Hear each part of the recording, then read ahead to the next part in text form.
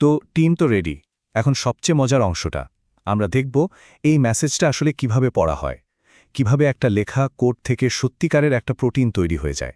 চলুন জীবনের এই গোপন ভাষাটা ডিকোড করা যাক। এই এমআরএনএর ভাষাটা কিন্তু 3টে করে অক্ষর দিয়ে তৈরি শব্দে লেখা। এই 3 অক্ষরের শব্দগুলোকে বলা হয় কোডন।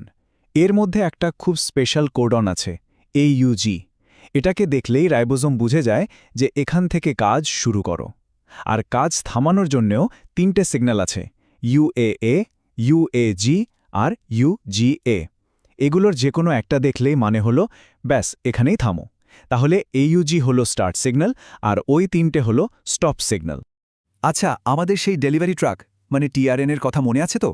ওর কাছে একটা ম্যাচিং পার্ট থাকে যার নাম অ্যান্টিকোডন। ব্যাপারটা অনেকটা তালার সাথে চাবি মেলানোর মতো। এমআরএনের কোডন হলো তালা, আর টিআরএনের অ্যান্টিকোডন হলো তার সঠিক চাবি।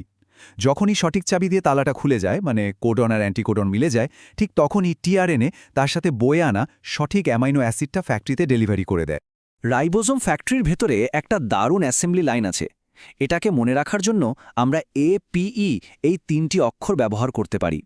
এ সাইট মানে অ্যারাইভ সাইট, এখানে নতুন টিআরএনএ তার অ্যামাইনো অ্যাসিড নিয়ে এসে পৌঁছায়।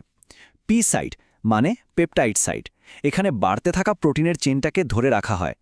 আর ই সাইট মানে এক্সিট সাইট, এখান দিয়ে খালি টিআরএনএ ফ্যাক্টরি থেকে বেরিয়ে যায়। অ্যারাইভ, পেপটাইড, এক্সিট, এই সাইকেলটাই বারবার চলতে থাকে। আচ্ছা, একটা ইন্টারেস্টিং ব্যাপার ভাবা যাক তো। ধরুন এই যে এত সুন্দর একটা কোড, এখান থেকে যদি ভুল করে মাত্র একটা অক্ষর ডিলিট হয়ে যায় বা মুছে যায়, তাহলে কি হতে পারে বলে মনে হয়? এর ফল কিন্তু মারাত্মক। এটাকে বলা হয় ফ্রেম শিফট, মানে 3টে করে অক্ষর পড়ার যে ফ্রেমটা ছিল সেটা পুরোপুরি ঘেঁটে যায়। ভাবুন, একটা বাক্য থেকে একটা অক্ষর সরিয়ে দিলে যেমন পরের সব শব্দ এলোমেলো হয়ে যায়, ঠিক সেরকম যে জায়গা থেকে অক্ষরটা হারিয়েছে তারপর থেকে পুরো মেসেজটাই ভুল পড়া হয়। আর তার ফল একটা সম্পূর্ণ অকেজো ভুলভাল প্রোটিন তৈরি হয়। একটা ছোট্ট ভুল, কিন্তু তার পরিণামটা কত বড় ভাবা যায়।